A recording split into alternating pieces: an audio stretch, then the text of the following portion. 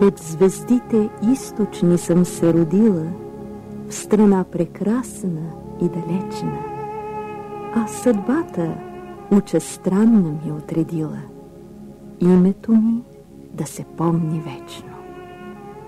И докато слънце грее над земята, гласът ми като птицата крилата да лети над снежни върхове, пустини, цветни долини, морета сини, и като вятър тихо да нашепва приказки като живота стари, с прости думи истината да прославя, на доброто път сред хората да стори.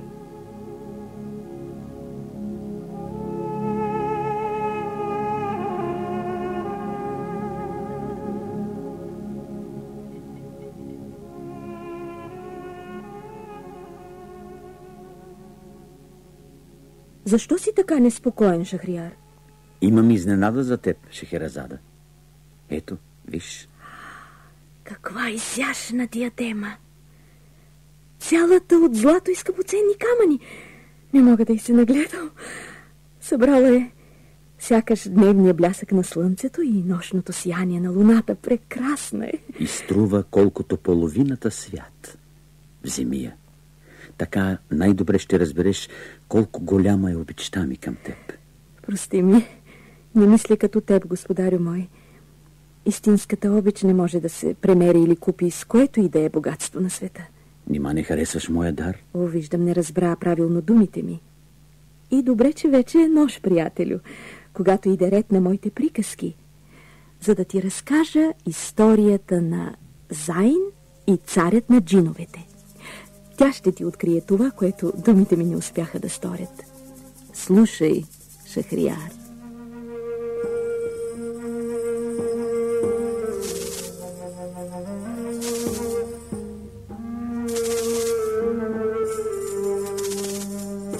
Някога преди много години господар на Басра бил един могъщ и много богат султан.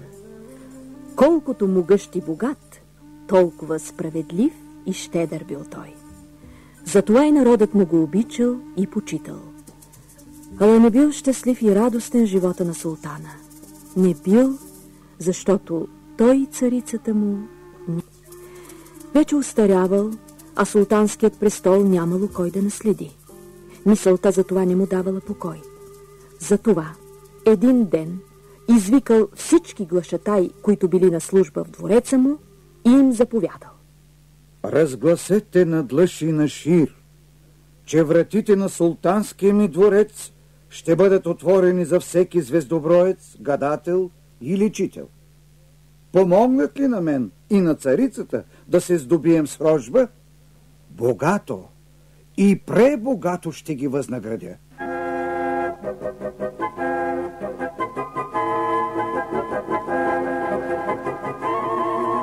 До всички звездобройци, гадатели на пясък, лечители!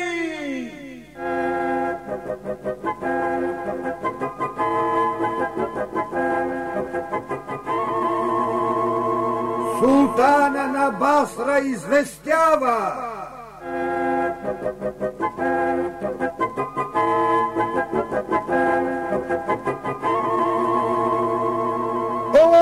платата ще е такава, каквато подобава на султан като него.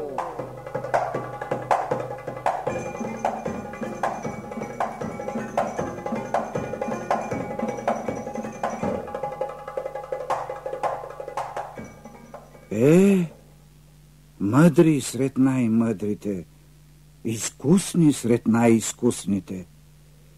Цяла луна изтече, откакто ви събрах двореца си. Верно, всяка нощ отправяте взор към звездите, наблюдавате ги, изчислявате, после пак наблюдавате, ала досега нито с добра вест сте ме зарадвали, нито с лоша покрусили. На време идеш, владетелю на Басра.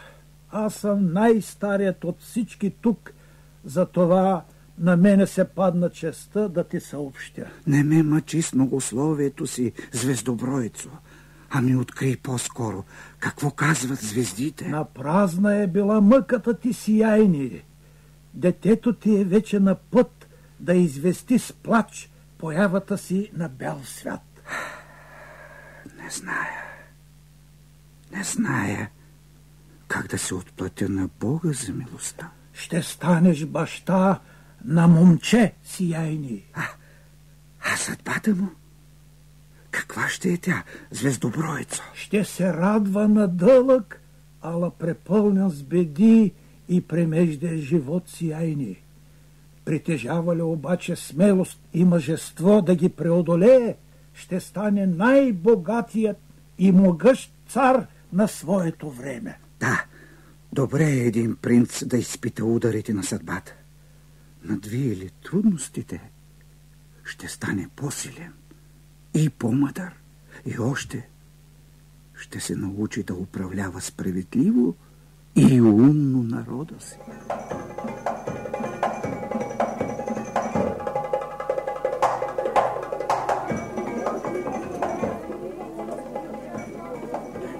Царицата роди син!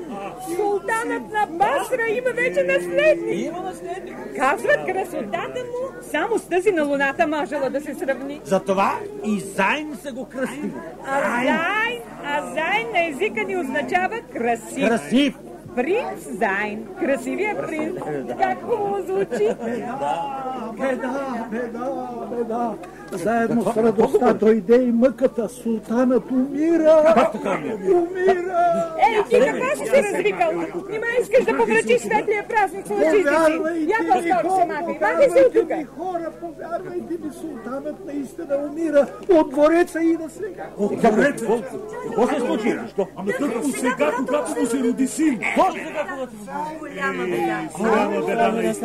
Кога точно се роди?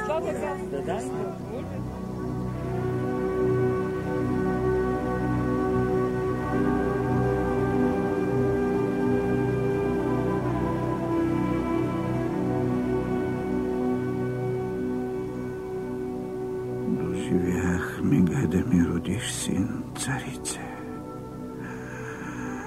И това ми стига. Обичай го, грижи се за него и го учи да закриля бедните от богатите. Горко му, ако повярва на големците. Нека има вяра повече в народа си, защото големците мислят само за себе си. Нека бъде справедлив и мъдър.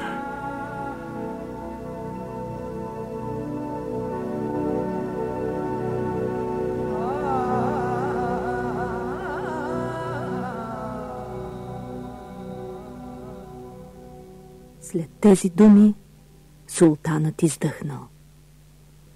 Минали години.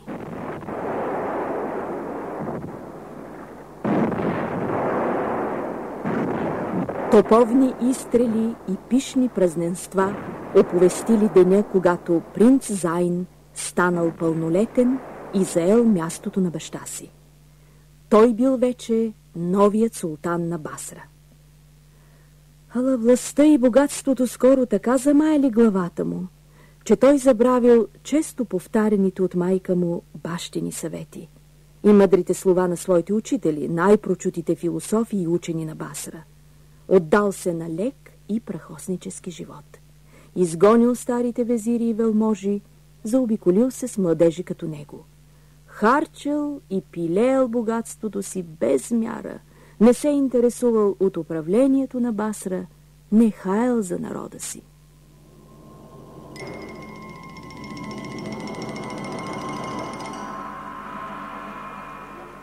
На бунт! На бунт! Да вдигнем бунт! Не искаме! Какъв султан? Не се грижи за нас! Не искаме Зайн! Какъв султан? стане, щом не се грижи за нас? Какво е това оживление пред стените на двореца, скъпа майко? За какво се е събрал народът? Какво иска? О, Зайн, ти си единствения господар на Басра, всемогъщ и всевластен, но... Какво има? Аз съм ти майка и имам смелостта да ти кажа истината, която другите от страх премълчават. Всеки има своя истина, скъпа майко. Но щом искаш, ще те освободя от тежкия товар на мълчанието. Говори. Народът вече не те иска за свой господар, Зайн. Доскоро едва успявах да възспра водачите му, да не го вдигнат на бунт и да те свалят от престола. Сега не знае дали това мога да сторя. Бунт? Да се вдигнат срещу мен? И знаеш ли защо, Зайн? Живееш лекомислено, синко. А всяко лекомислие се заплаща. Добре, че баща ти не е жив. Но защо чак сега ми откриваш тази зла истина? Защо не ме възпря по-рано? Всеки човек, без разлика дали е от знатен произход или не, дали е беден или богат, дали е надарен с ум или лишен от този дар, може да сгреши. О, ако по-рано ме беше възпряла, трябваше да го сториш.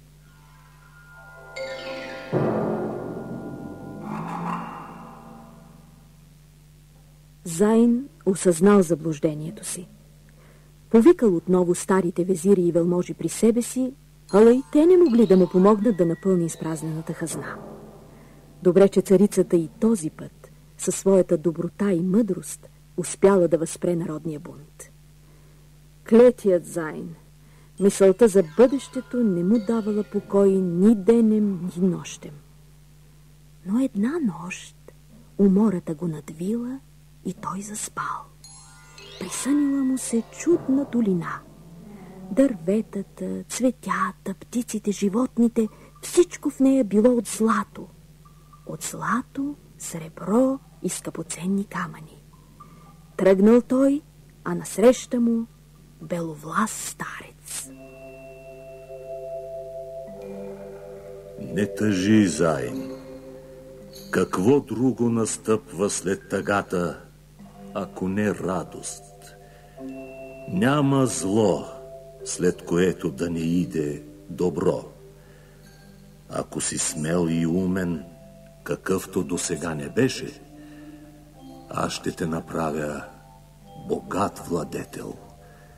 Толкова богат, колкото не е бил никой преди теб и колкото няма да бъде никой след теб. Не зная кой си, но такава щедрост с нищо не съм заслужил. Тъкмо обратното. Казах, само ако си умен и много смел.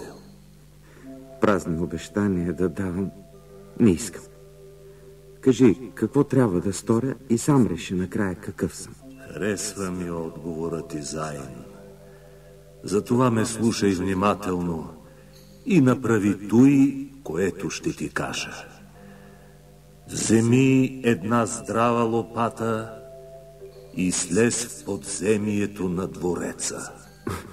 Предния ден бях там и с очите си видях само мрак и плесен, друго нищо няма. Ти почни да копаеш, Зайн. И копай, копай, докато намериш това, което ще те направи богат. Много богат, Зайн. Най-богатият. Не ме е страх. В подземието. Зайн, събуди се, отвори очи, Зайн. Къде? Къде съм? В прегръдката ми, сине. Ала доскоро беше пленник на лош и страшен сън. Лош сън? Да, бълнуваше и се мяташе като пеперуда паднала в мрежата на паека. Не е лоша, чуден беше сънът ми. Един старец ми предрече богатство. Да, аз пак ще бъда богат. Много богат. Не вярвай в сънища, Зайн. Измислица са те и са пълни с какви ли не празни фантазии. Виж, ако вярваш в себе си, е друго.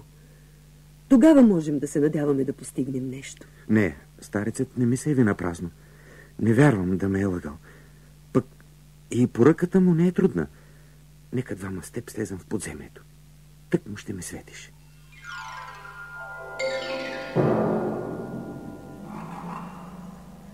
Мракът сякаш лази по тялото ми. Целият съм настрахнал. Послушай ме, Зайн. Не вярвам да открием нещо в това забравено от хората място. Не виждаш ли, превърнало се в убежище на бухали и кокомявки само?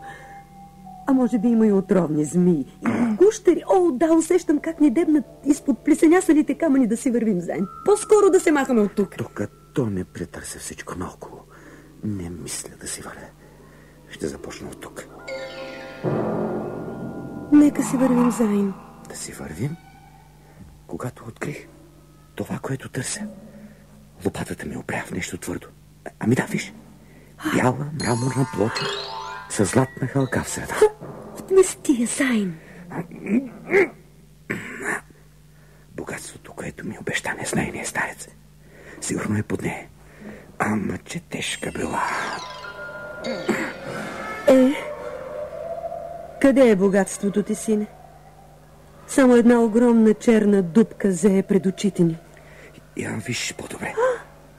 Стълби! Те ще ме отведат при него. При богатството ми, скъпа майко. Ох, страх ме е, Зайн. Идвам с теб.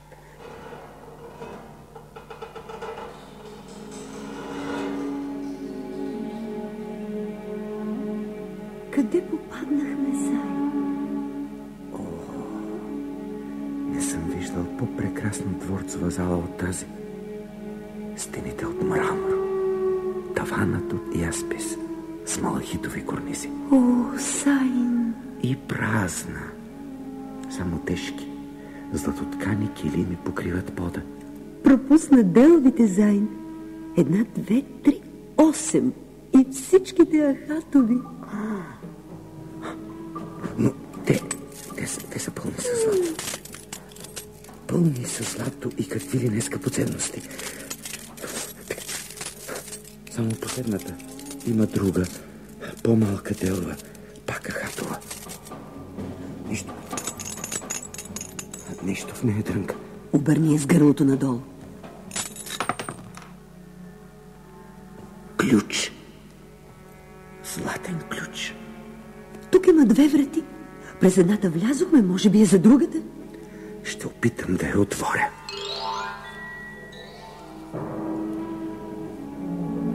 Ето ни в друга. 100-кратно по-разкошна и по-великолепна зала от първата. Ала вместо делви има статуи. Пак 8. Не. Как да повярвам на това, което виждат очите ми? Всяка от статуите е изваяна от голям скъпоценен камък. Старецът не ме е излагал.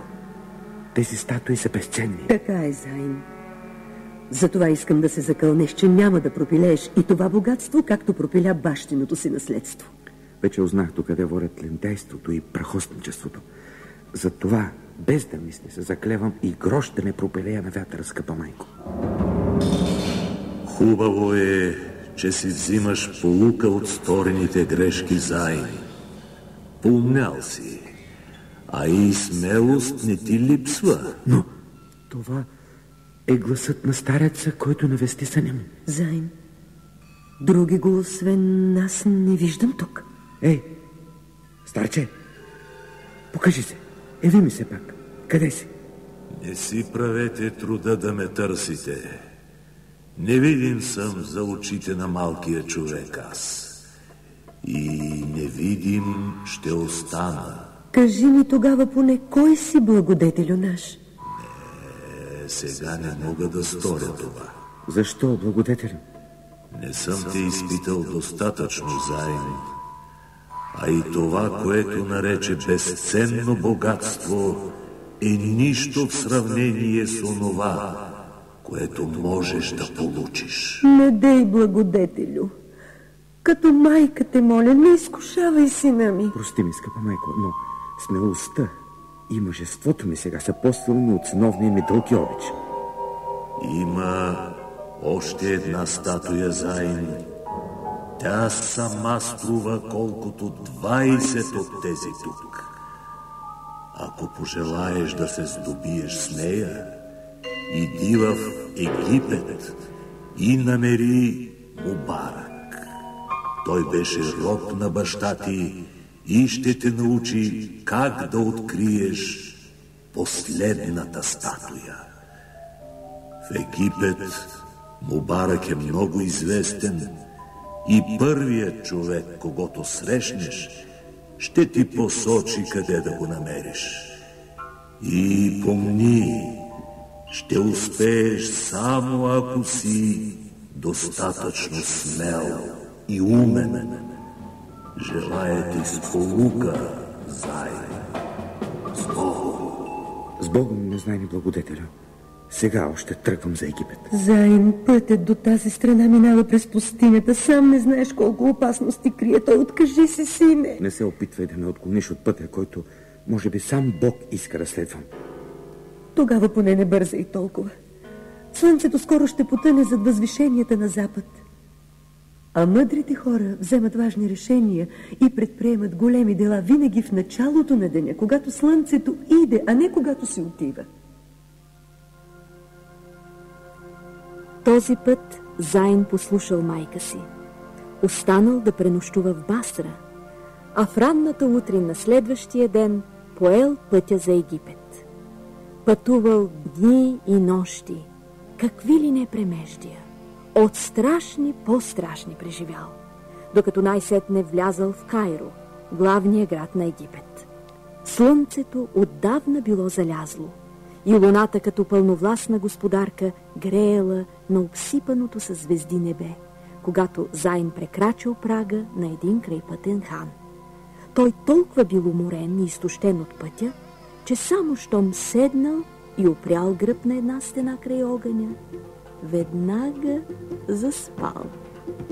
Ако бях тогава там, сигурно щях да му кажа: леки и приятни сънища, Заин. Почини си добре, че колко премеждия още те очакват, ако знаеш.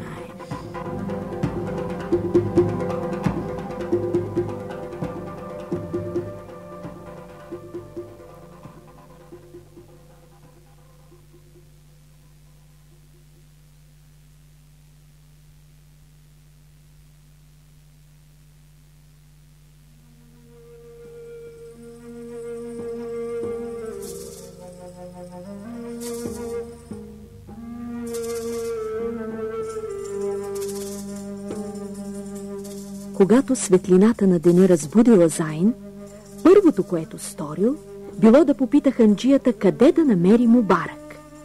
Срещу една жълтица, ханджията наредил на един от слугите си да го заведе до къщата на Мубарак. Ах, какво било очудването на Заин, когато слугата му посочил не каква да е къща, а истински дворец. Почукал Заин на вратите му. Отворил му по-черен от нощта роб и след като му се поклонил, го повел към вътрешността на двореца, където Мубарак бил поканил най-видните хора на Египет да обядват заедно.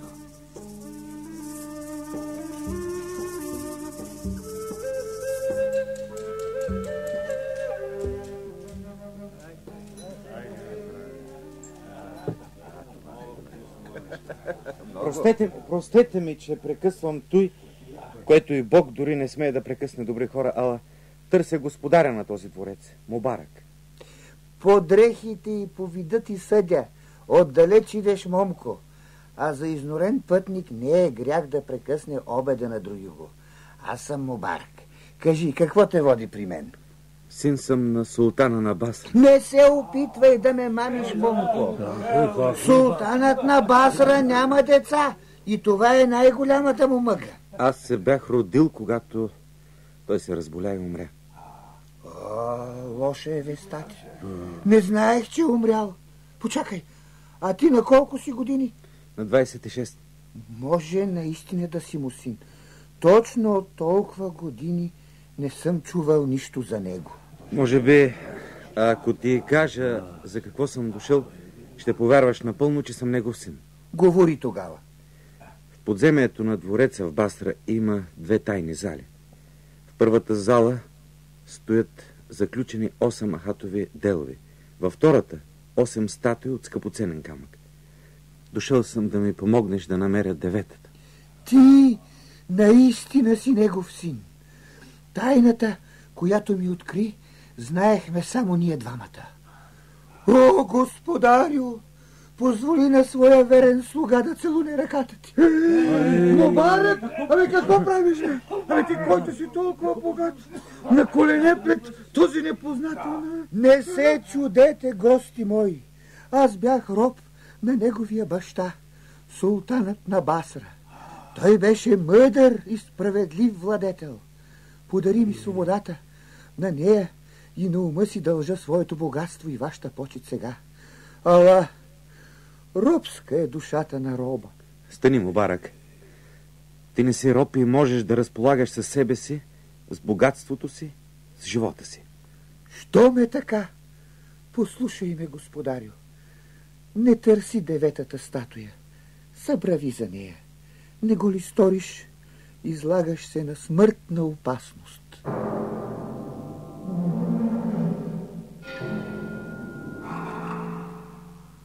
Мубарак дълго увещавал Зайн, ала на празно. Красивият принц бил непреклонен. Затова Мубарак извикал слугите си и им заповядал да приготвят всичко за дългия и опасен път, който ги очаквал. Когато всичко било готово, двамата яхнали по едно муле и скоро напуснали очертанията на Кайро. Пътували дни и нощи, нощи и дни, докато най-сетне стигнали до едно голямо езеро. Господарю, сега трябва да събереш цялата си смелост. Не виждам нищо страшно, Мубарак, пък и страхът е за страхливците. Вече сме във владенията на този, от когото си дошъл да искаш безценната статуя. След малко в езерото ще се появи чудна лодка, цялата от сандалово дърво, с златен обков по краищата. А лодкарят ти, той е още по-чуден и страшен. Няма да ме върнеш от пътя ми, Мубарак. Лодката, господарю, иде. Мубарак, лодкарят има слонска глава. Предупредихте, господарю. Сега ще ни вземе с хобота си и ще ни настани в лодката. Но ние ще потънем. Само ако проговорим. Една дума да промълвим и лодкарят ще ни прати на дъното за радост на хищните риби. Хайде, Зайн, остави на слона да те пренесе с хобота си в лодката. След тебе той мене ще пренесе в нея. И забрави, че можеш да говориш.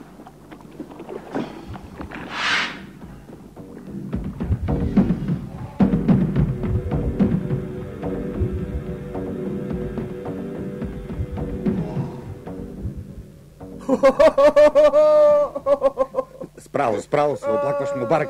Не се отнесе достатъчно вежливо с нас, лодкарят. Достатъчно вежливо ли? Та той с всичка сила ни изхвърли на брега с хобота си. Така се натъртих.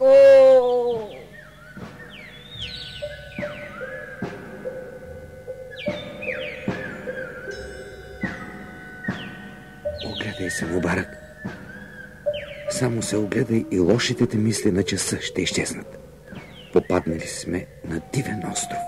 О, красотата е опасна и измамна. Тя приспива сетивата ни. Накъдето и да погледнеш. Отрупани с цвят портокалови и лимонови дървета. Палми, величествени баобаби и цветя, каквито и на сън не съм виждал. Това сигурно е раят, Мубарак. О, и раят престава да е рай, ако в него те очаква да срещнеш смъртта си. Не бъди толкова черноглед, Мубарак.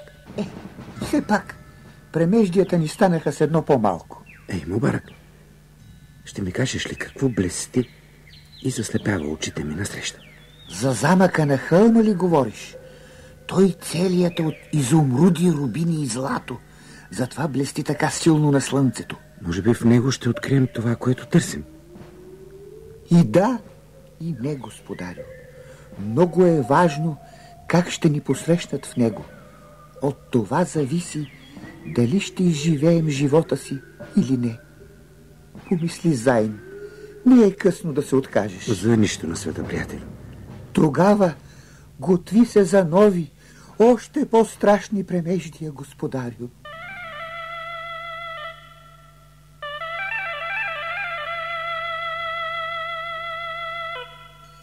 И двамата, Мубарак и Зайн, поели по една тясна и много стръмна пътека към замъка.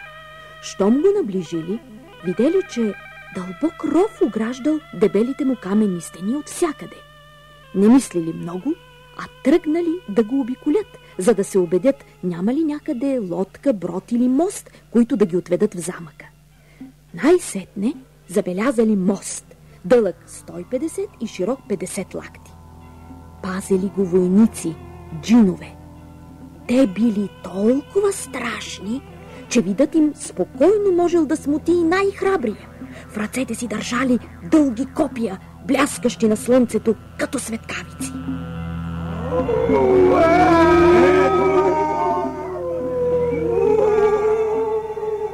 По-страшни са от чудовища. За да преминем моста, трябва да ги преспим, господарю. Дали ще успеем, не зная, но повтаряй след мен това, което аз правя.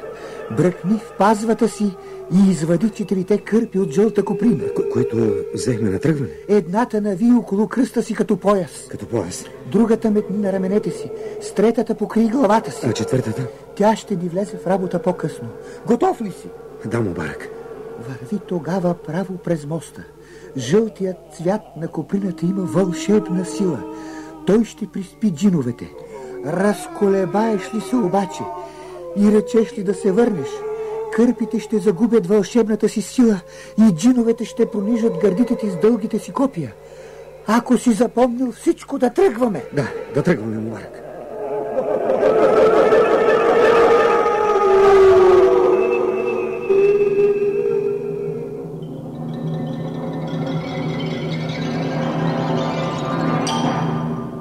Вече можем да си отдъхнем. Успяхме, Мубарак.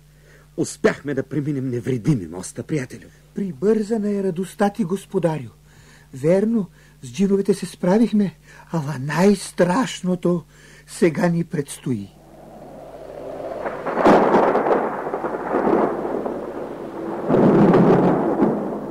Бързо постели 4-та кърпа на земята, господарю, и коленичи на нея, иначе вятъра ще те отнесе. Стана тъмно като нощ. Гръмотевици карат земята под нас да трепери. Царят на джиновете иде.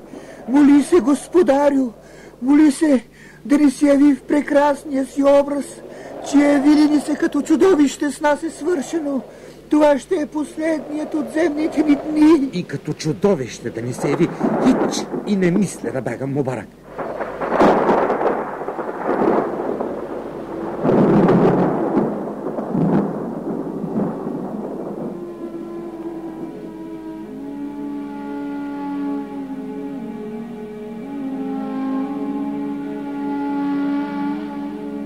Смелостта и мъжеството ти ме радват, Зайн. Напомнят ми за баща ти. Царят на джиновете, в прекрасния си образ. Спасени сме, господарю.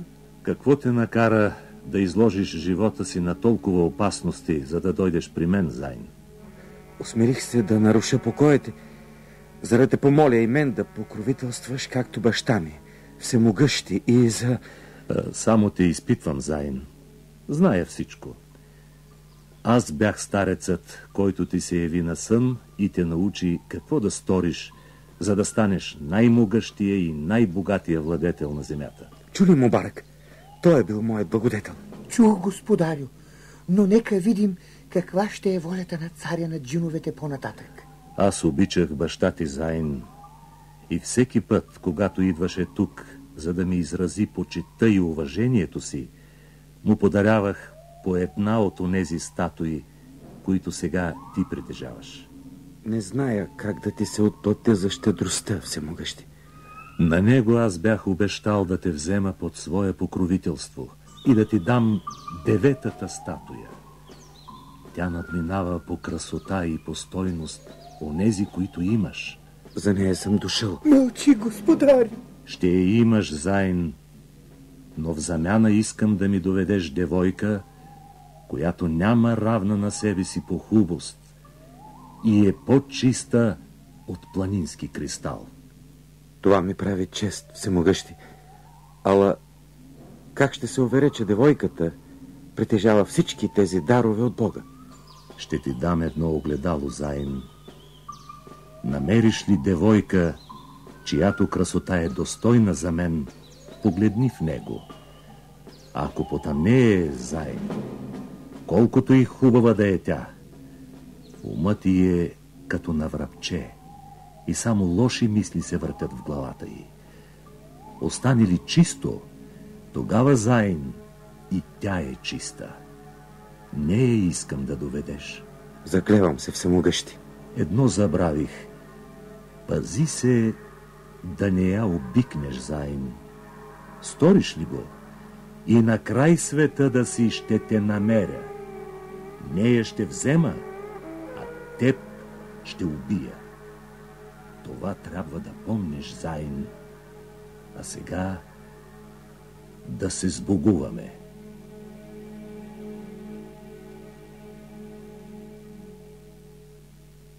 И Зайн, и Мубарак се сбогували с царя на джиновете и поели пътя обратно към езерото. Там вече ги чакал лодкарят със слонската глава. Взел ги в лодката си и ги пренесъл на другия бряг, където мулетата им кротко си пасели. Метнали се двамата на тях и право в Кайро.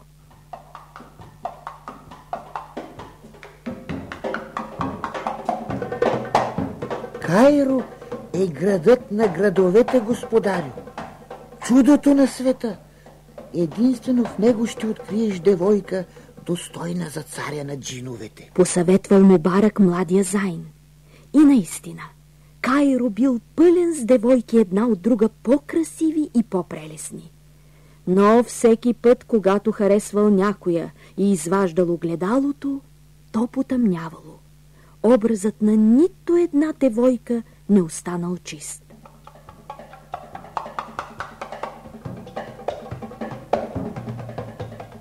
Вече губя надежда, Мубарак, че в Кайро ще открие девойка за царя на джиновете. Търпението е човешка добродетел, господарю, а и девойките в Кайро съвсем не са се свършили. Може и да са се свършили, щом старици като тази на сгарата почнаха да идват. Добри ли сте? И денят ви да е добър. И на тебе, старо. Какво те води при нас? Чух, девойка за невеста търсите. Право си чула. Но защо ти идеш тогава? Защо иде ли? Хе-хе, сватовница искам да ставам. Сватовница на кого? Знам една девойка. Хубостта й с нищо земно не може да се сравни. А и ти, принце, какъвто си красавец, лика прилика ще си бъдете двамата. Но девойката не е... Мълчи, господарю. Не издавай, че за царя на джиновете вече е отредена и без друго ти ще си жениха. А колко е добра и целомъдрена, да знаете. Баща й беше везир, но се отказа от поста си, за да възпита сам дъщеря си. Думите ти за истина не мога да взема, докато не я видя. Няма нищо по-лесно от това, принце.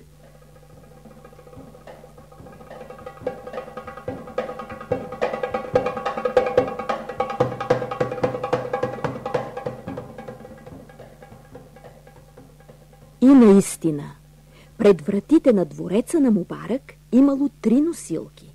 Настанили се в тях и потеглили към дома на девойката.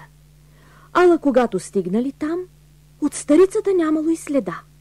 За връщане назад обаче не можели и да мислят, защото везирът вече бил излязъл да ги посрещне. Поздравил той Мубарак и Зайн с добре дошли и като разбрал за какво идат, наредил да доведат дъщеря му.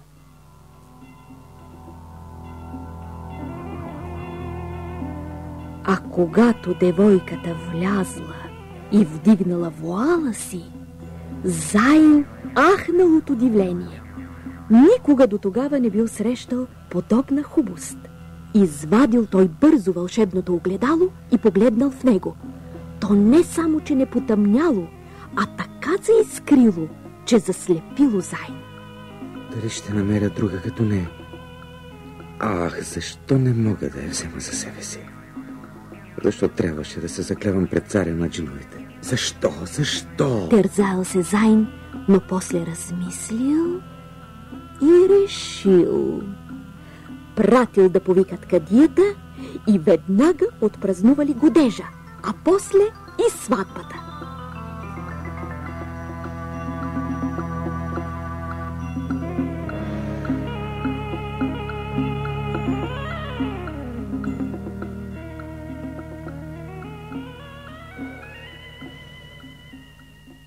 Трябва да тръгваме, господарю. Намерихме каквото дирехме. Да тръгваме? Толкова скоро? Една цяла луна изтече, господарю. А и само слепия не би забелязал с какво възхищение и обич гледаш девойката. Но нали тя за мен се омъжи, Мубарак? За царя на джиновете тя Зайн. О, Мубарак, ако знаеш какво щастие ми носи любовта към тази девойка, щеше да ми простиш и да ми разрешиш да я взема със себе си в Басра. Не, господарю, пази доверието, което ти е дадено. Заради тази девойка може да те постигне такава беда, че да съжаляваш цял живот. Пази дадената клетва и не се поддавай на съблазанта. Не го ли сториш, ще изгубиш честа си. Тогава я дръж далеч от очите ми.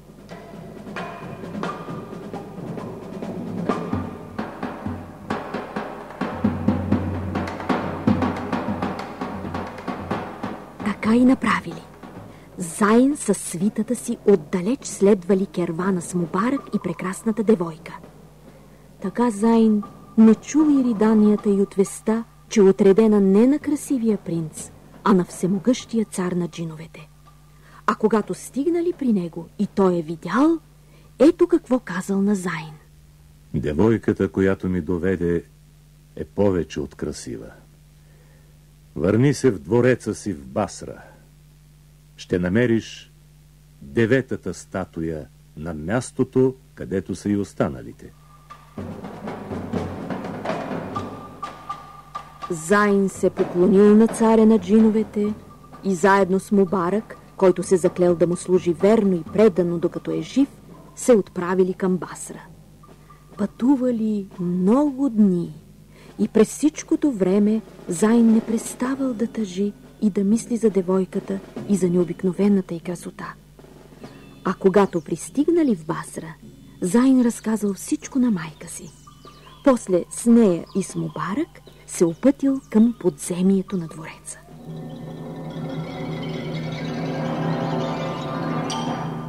Аз удържах на думата си. И макар живота ми без девойката, която обичам повече от всичко на света, да не струва и грош, искам да видя дали и царят на джиновете е удържал своята. Отвори вратата, Мубарак. О, господари, погледни! Каква прекрасна девойка, сине! Същата, за която се оженя, която толкова много обичаш. О, прекрасна! Вече никога и на никого не бих те дал. Не бих те сменил за никакви скъпоценности, нито дори за целия свят. Вземи я, Зайн. Аз изпратих старицата да ти я посочи, но ти сам извоюва правото да си с нея. Тя е 9-та статуя, която ти бях обещал, Зайн. О, тя е по-хубава и по-скъпа от всичките всемогъщи. Няма друга като нея на света. Пази я тогава, Зайн. Обичай я и се грижи за нея.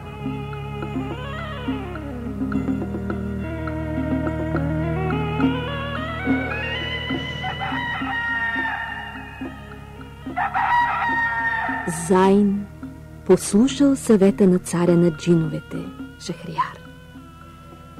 Обичта на двамата приличала на непресъхващ извор и те живели честито, докато не ги посетила онази, която слага край на всички земни наслади и разделя завинаги тези, които се обичат.